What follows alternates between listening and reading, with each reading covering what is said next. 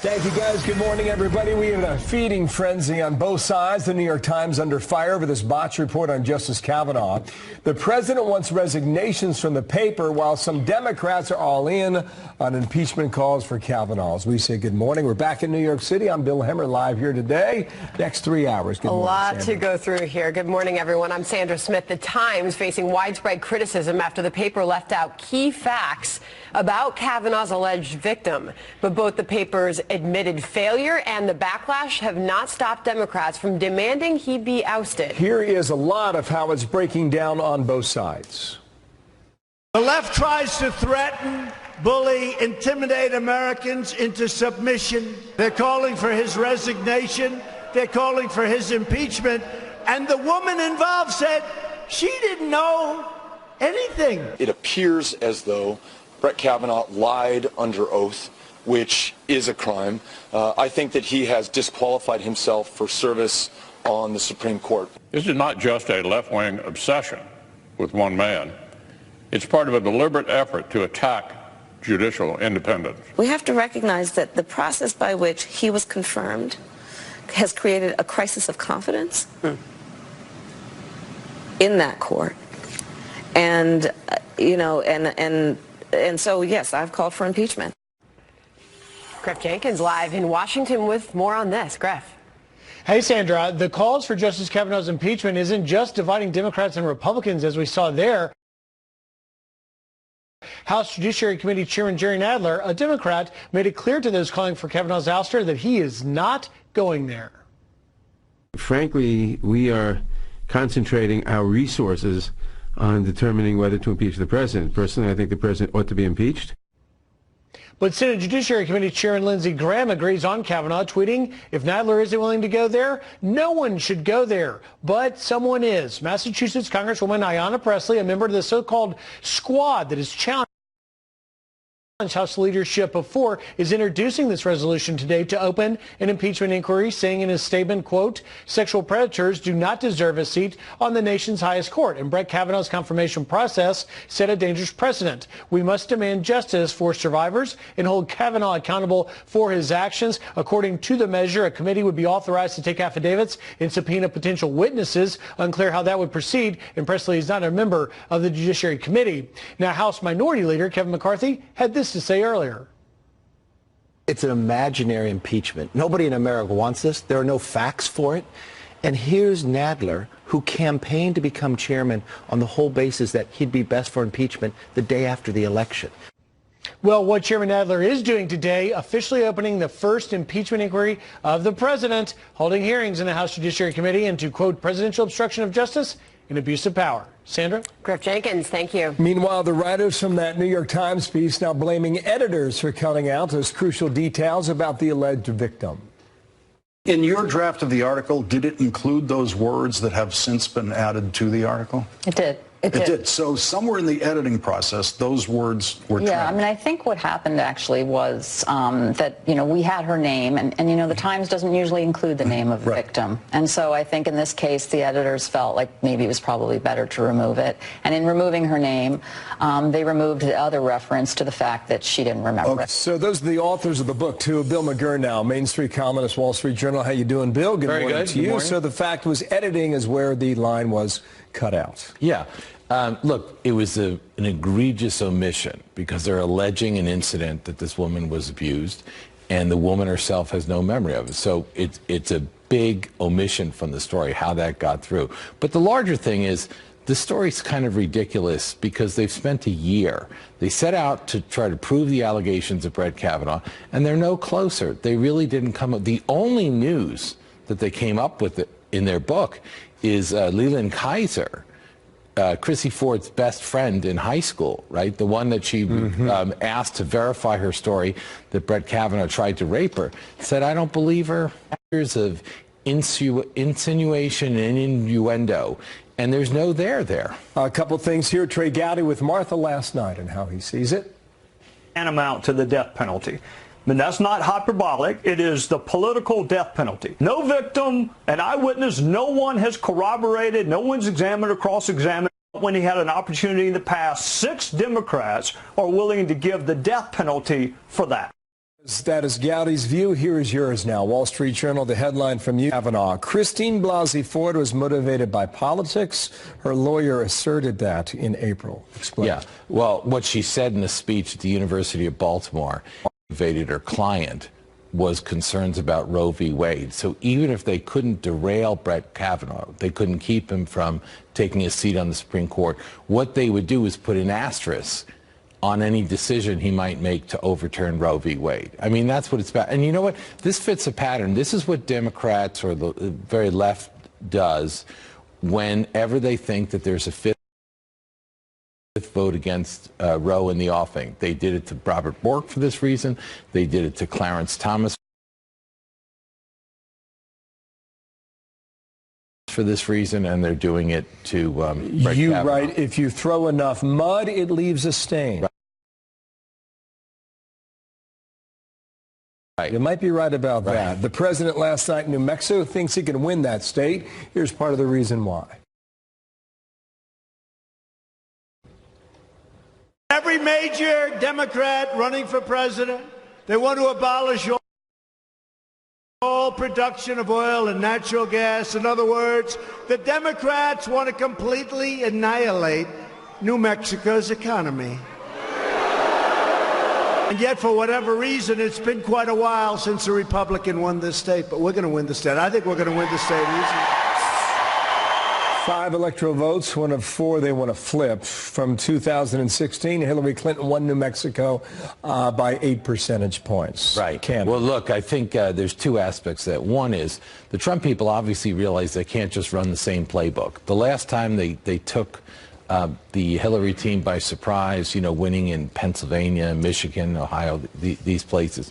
So they're looking at the map and they're looking for places they think they can pick off. They want to be aggressive, not just defending what they have. Second, I think the president is right that the 2, I watched some of that rally, the 2 issues that he's focusing on are the Democrats' war on fossil fuels, which is important to economies like New Mexico, and guns. There are a lot of cheers when he talked about the Second Amendment last night.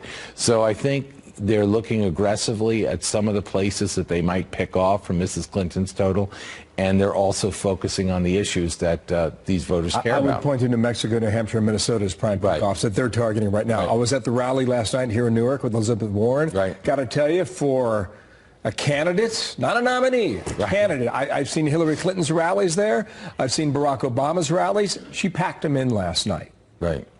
I think she's the exciting candidate. You know, if you look at the Real Clear average over the last couple of months, you see her rising when slightly, but rising, unlike the others. Thank you, Bill. Thank you. Bill McGurran here from the Wall Street Journal. We will speak again. Thank you. All right, back over to Sandra. All right, meanwhile, more breaking news. A New York City district attorney has reportedly subpoenaed 8 years of President Trump's tax returns, part of an investigation into hush money payments to former porn star Stormy Daniels during the 2016 campaign. Rick Leventhal joining us now live with those details. Good morning, Rick. Good morning, Sandra. The DA's office won't confirm or deny subpoenas were issued, but the president's accounting firm, Mazars USA, told Fox News it has been served and is cooperating.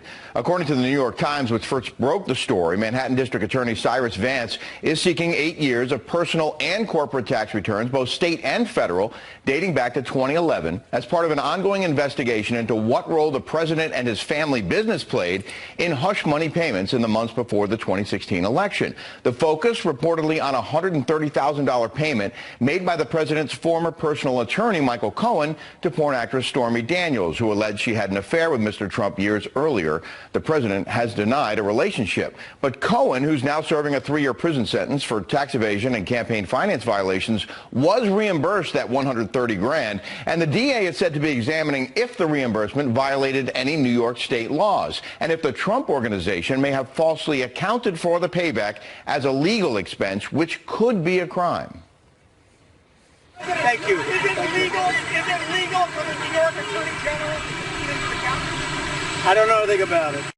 An attorney for the Trump Organization says we are reviewing and will respond as appropriate. And the president's accounting firm told Fox News Mazars USA will respect the legal process and fully comply with its legal obligations. We believe strongly in the ethical and professional rules and regulations that govern our industry, our work, and our client interactions. As a matter of firm policy and professional rules, we do not comment on the work we conduct for our clients. Now, these subpoenas don't necessarily mean America will ever see the details of the president's finances, since they'd be protected by secrecy rules governing grand juries and wouldn't become public unless they're used as evidence in a criminal case. Sandra. All right, Rick Leventhal, thank you. Big day ahead, big program, including Hogan Gidley from the White House. We'll put these issues to him and more coming up in our 10:30 Eastern Time slots. Police officer shot and killed in the line of duty. It happened yesterday in Tuscaloosa. Police saying Officer Dornell Cousette was pursuing a suspect, and that is when there was an exchange of gunfire.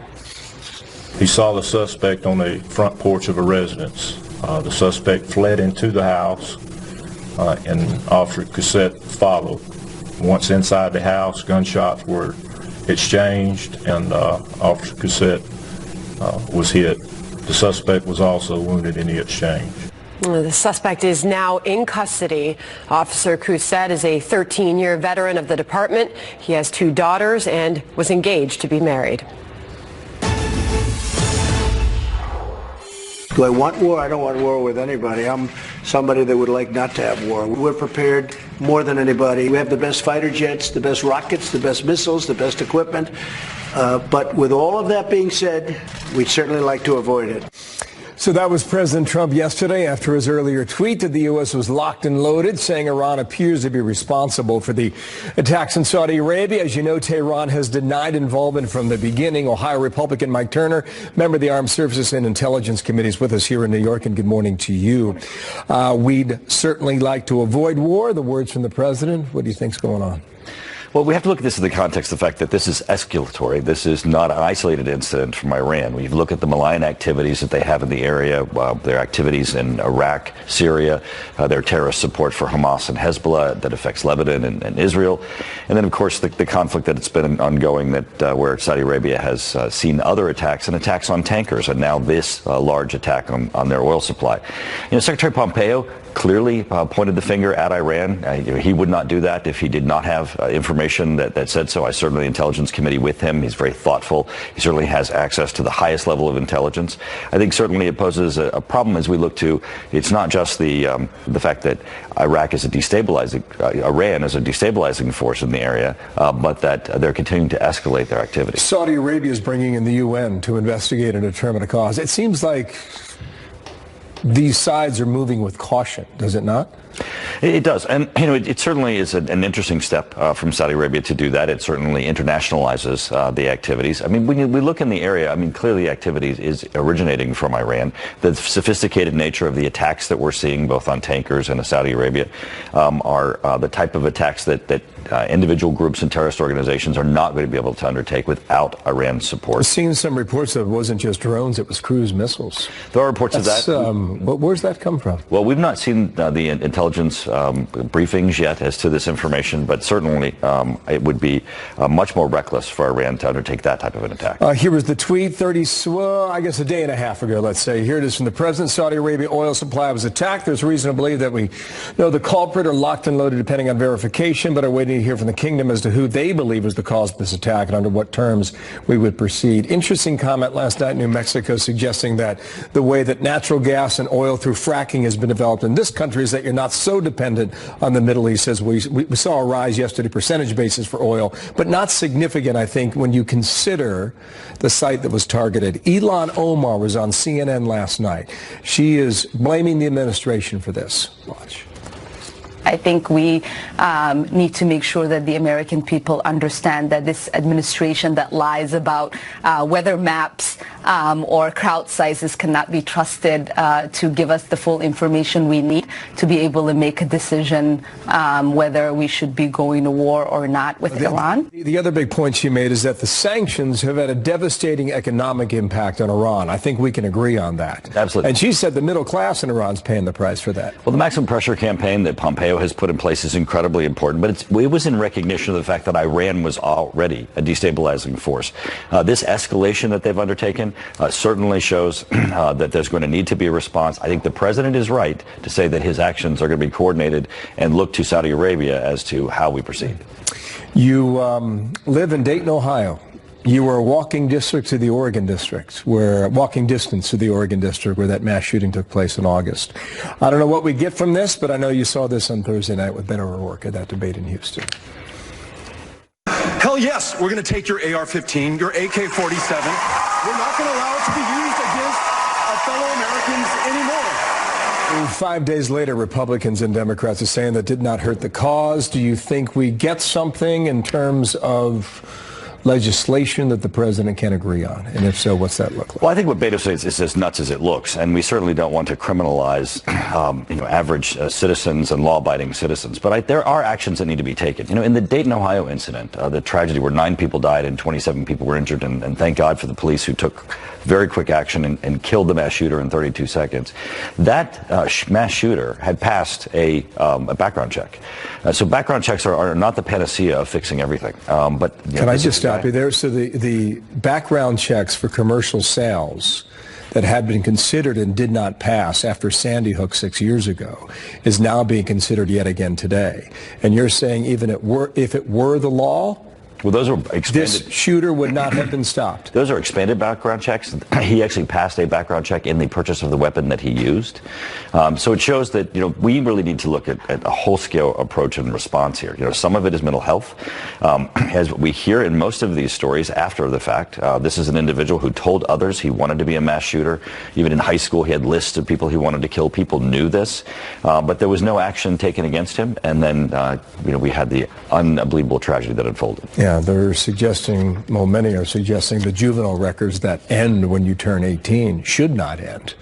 They should carry over into adulthood. I think after the tragedy you witnessed, you'd probably agree with that. Well, and even in adulthood, he showed signs, and people were well aware of his interest in committing mass murder. We need to be able to take action. We need to be able to empower our law enforcement to be able to receive information, and I think it'll make us safer. Sir, it's good to see you again. Mike Turner from Ohio. Thank you for coming in today. Take care. All right, 20 past. You're silent.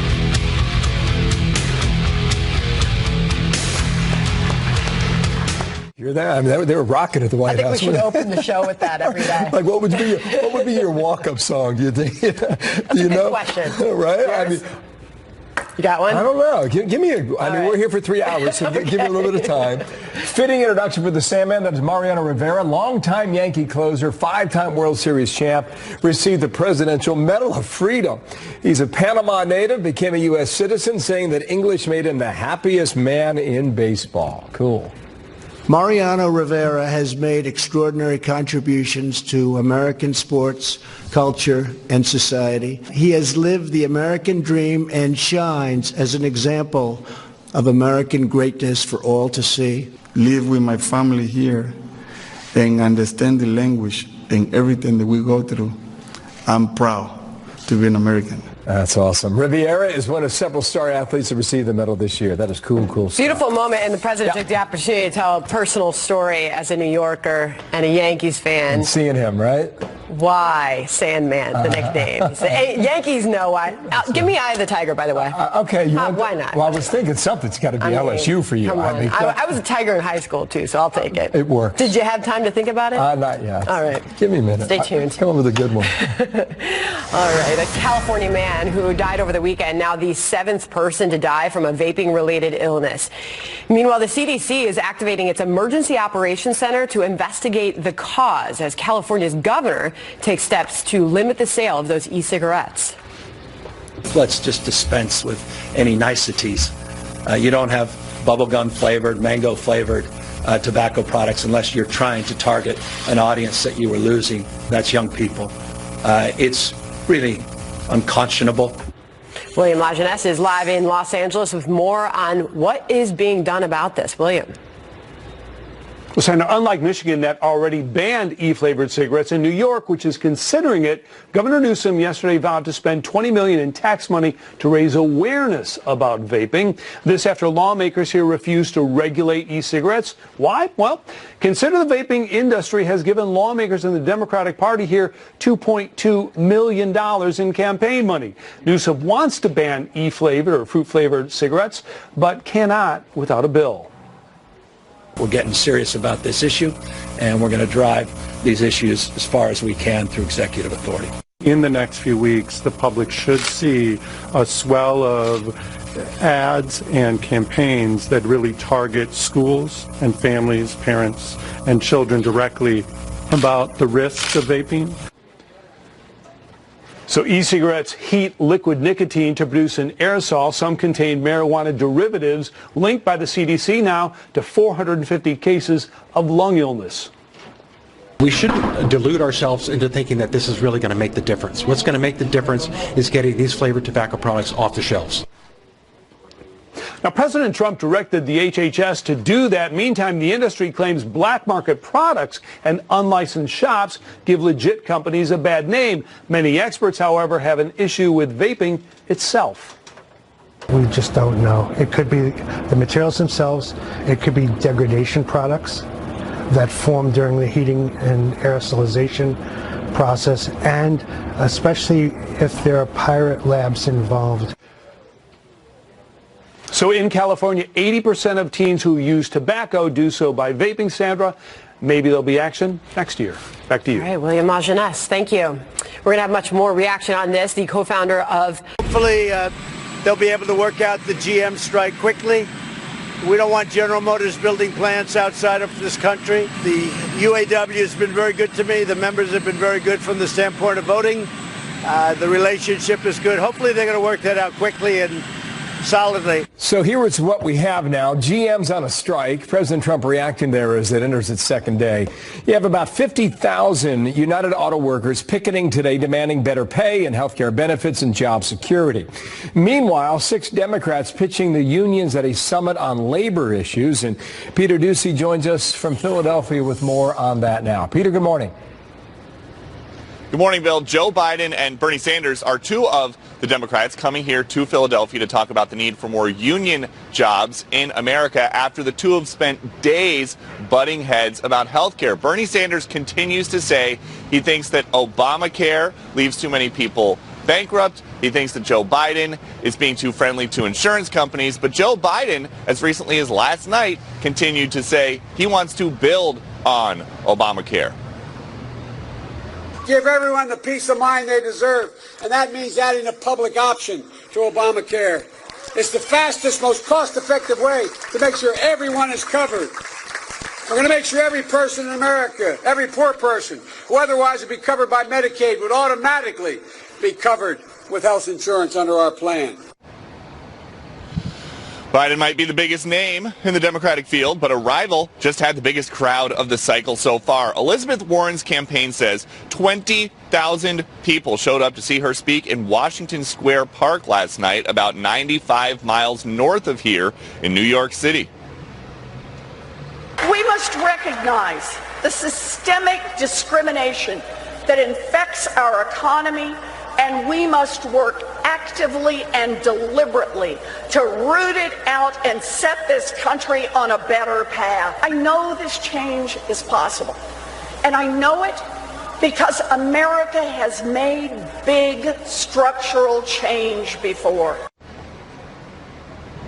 After that enormous event in New York City, Warren spent almost 4 hours taking selfies with supporters. Her remarks ended just before 8 p.m. She left just before midnight. Bill? A lot of selfies. Thank you, Peter. Peter Doocy in Philadelphia today. They continue to try to destroy Judge Kavanaugh's life. The accusation is ridiculous. The New York Times writes and verifies later, and Democratic candidates for president are trying to take, I guess, political advantage somehow. It must be an advantage in their world to call for impeachment based on an article that's false. So I think this just reinforces the low points we've gotten. It's going to backfire. It's going to blow up in their face, I hope. Senate Judiciary Chairman Lindsey Graham there slamming Democratic candidates for seizing on the New York Times botched report on Supreme Court Justice Brett Kavanaugh. Joining us now is Carrie Severino, Chief Counsel and Policy Director of the Judicial Crisis Network and co-author of Justice on Trial. Carrie, good morning to you and thank you for being here. So first up, what do you make of the response that we have seen from the New York Times so far?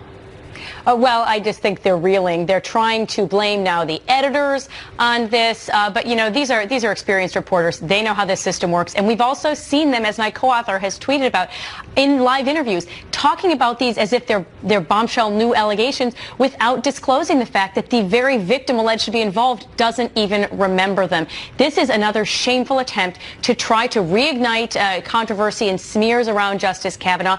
And really, I think at the end of the day, it's an attack on judicial independence. They're trying to intimidate, to bully, and to threaten the justices because they're hoping that they'll help advance and protect this liberal agenda that they're trying to get through the courts when they know it's being rejected by the American people. What options does Kavanaugh have to respond here? I mean, you don't hear a whole lot about that. I mean, the president suggested he should sue for libel, but he's a sitting Supreme Court justice. Is that really in the cards? How can he respond, or should he?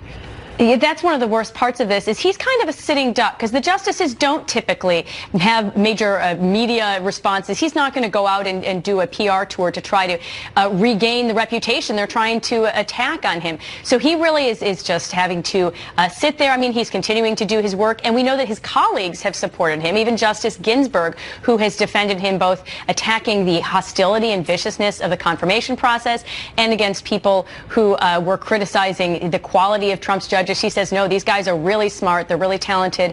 So, the good news is there's collegiality still in the court. Does anything change is now a big question about the way that the media has handled this, the response that we saw from some Democrats calling for his impeachment based on this now false report. Sarah Huckabee Sanders took this on Hannity last night and said this.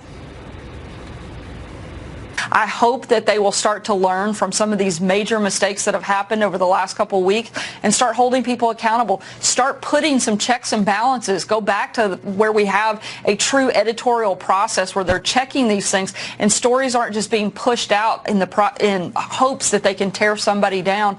Do you have any hope that anything will change as a result of this, Carrie? Well, the New York Times certainly has a lot of egg on its face today, and you're seeing people, not just conservatives, but across the spectrum saying these reporting standards are not right. When you know that there is information directly undercutting the claims, you have to put that out there. So I hope they will have learned from this process, but I think in the bigger picture, this is something that there's a problem on the left as a whole, and that's the real thing. When you put out claims just for political ends without actually double-checking and doing the real hard work of making sure there is a factual basis, that's horrible for our political process, and it's certainly very bad for our judicial process as well. We requested a list from our brain room on New York Times stories that either had to be retracted or changed and edited because of corrections that needed to be made, including a major correction that issued an accounting error in a piece about Trump's tax plan, a false report about Nikki Haley, corrections made to a report about Manafort's ties to the Russian oligarch that we saw most recently. So the list is long. The Wall Street Journal editorial board takes the whole thing on this morning with this headline: the assault on the Supreme Court. The assault on the Supreme Court, the attacks on Justice Kavanaugh are an attempt at intimidation, it writes, to influence his opinions. But if Democrats fail in that, they want to portray conservative opinions of the current court as illegitimate. What does result of this, Carrie? Yeah, I think that intimidation and the attacks on judicial independence are the big picture story that is the most troubling here. And we've seen that with Senator Whitehouse's brief to the Supreme Court recently in the Second Circuit case, effectively threatening that if the court doesn't rule his way, they will restructure it. They might add more justices to try to boost the Democratic nominees in the court. That's shameful. That also Justice Ginsburg has stood out against. And in terms of the idea of discrediting the justices, Ryan Lovelace recently revealed the blockbuster, I thought, that Deborah Democrats, Christine Blasey Ford's own lawyer, said that was part of their agenda. They wanted to put an asterisk next to Justice Kavanaugh's name. That is a horrible way to go about this process. Bill McGurn writing about that in the Wall Street Journal this morning as well. Finally, just if you could end with your unique perspective, Carrie, having written this book on Kavanaugh's confirmation process, having clerked under Clarence Thomas, having attended Harvard under then Dean Elena Kagan, just sort of wrap this all as you have watched the process for Brett Kavanaugh that has ultimately brought us to this point. Yeah, we're at a point when, unfortunately, the court has been politicized dramatically because some judges are acting politically and coming to conclusions on political questions when they should leave it to the law as it is. And we're seeing the left get really incensed when there are judges like Trump's appointees who are saying, nope, we're sticking with the text of the laws and the Constitution. That's frankly what ignited the anger about Clarence Thomas. They didn't want a conservative justice replacing Thurgood Marshall. It's what ignited the anger here with Justice Kavanaugh. And I think we have to worry about what happens if Trump eventually has another appointee, that these kind of attacks are going to continue. Which, by the way, we have not seen them fall in line, right? When you look at Neil Gorsuch and Brett Kavanaugh, they have disagreed more than any two appointed justices since Kennedy under one president. So we appreciate your time this morning, Carrie. Thank you. Thank you. Monday Night Football, quick shot here. Cleveland Browns dominating the New York Football Jets. Odell Beckham Jr. making his big return to New York. Cleveland's for real. They were getting a lot of attention in the offseason. Did not play well in the opener, but looked very good last night. Fantasy football 2-0. I'm beating all of my nieces and all of my nephews so far. Do you have anybody who talks about it like the this? defending champ from last year, first time. I mean, come on. You were, right? Yeah, this is all pride. No money, just pride. Family pride. All right. And you do not want to miss, by the way, this. Jane Skinner returning to Fox News to promote her new movie about the NFL. You'll remember Jane was an anchor at Fox News, and she once did news updates for Shepard Smith's show way back when it was Studio B, you'll remember. She is married to NFL Commissioner Roger Goodell. Her new project focuses on 4 iconic women team owners. Jane Skinner will be on with Shep. I can't wait for this. 3:45 p.m. this afternoon. So tune in for that. Welcome back, Jane. We'll see you then, Jane. Skins. In the meantime, see you at the Paley Center tomorrow night for the premiere of your film. Fox News alert now. The Taliban has launched 2 deadly attacks in 2 days. We're now learning another American has been killed. So then what next in America's longest war? Meanwhile, Corey Lewandowski set to face a grilling on Capitol Hill in a matter of hours. But will he answer their questions? Andy McCarthy on that next. Also, a new op-ed. It says the Democratic frontrunner Joe Biden should drop out before he is forced out. We will take that up in a moment. Coming up. Watch this hearing later today. President Trump asserting executive privilege for Corey Lewandowski. The former campaign manager appears before that Judiciary Committee at 1 o'clock today. Andy McCarthy with me now, author of the new book, Ball of Collusion. How you doing, Andy? Good morning to you. It's clear what the White House says. Anything that happened after he was elected president, or after President Donald Trump was elected, so that's November of 2016, don't talk about it. Is that executive privilege? Morning, Bill. I think it's going to depend on whether the communications involved are within the ambit of the president's responsibility. So the way executive privilege works, it's a recognized privilege. The Supreme Court recognized it in United States versus Nixon.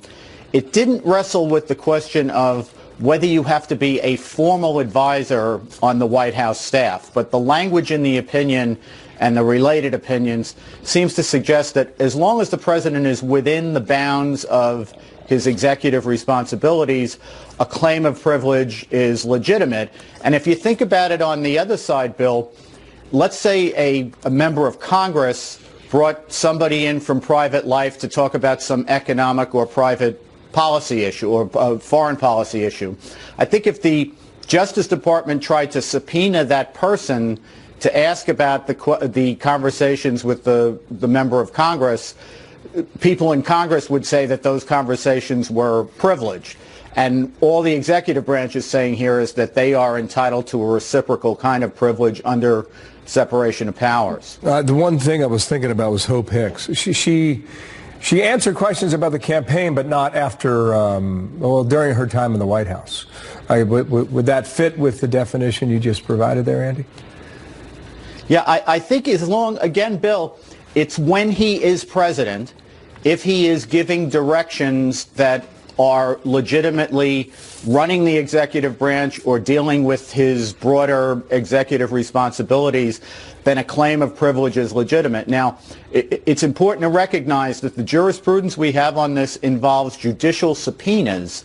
It doesn't involve requests for information by Congress, and I think that's largely because the courts try to stay out of that. Congress has means of squeezing the president into cooperation. You know, it can cut off money, can refuse to confirm nominees. It can even impeach the president for not cooperating. So the Congress has an array of powers to deal with this that the courts don't. We've got about a minute left here. The president was asked about his tax returns. Apparently, New York State, there were reports that they're going after them. Here is the quick exchange from the South Lawn. President, thank you. Is it legal for the New York Attorney General to use your account? I don't know anything about it. Here's the deal, so our viewers know. This popped up yesterday afternoon. Do they have a legal case or a claim to them, Andy, or not? Well, they have a claim under New York state law, but I think this is a really dangerous game to play. I mean, this is basically an obvious politicizing of state law in order to try to investigate the president for political purposes. And you know, Bill, in politics, just like in law, what goes around comes around. And this is something that could bite the Democrats if a Democrat is in the White House at some later point. So I think, you know, if it's a legitimate investigation and they can tie it to that, they have a chance to show that it's relevant. But if it's just, you know, political harassment, I don't think it's going to work. Let's see where that goes. Andy Lewandowski, as I mentioned, Corey Lewandowski at 1 o'clock today. Andy McCarthy, thank you for your time and congratulations on the new book. Thank you, Andy. Thank you, Bill. You bet, Sam. Well, the search for a missing mother and her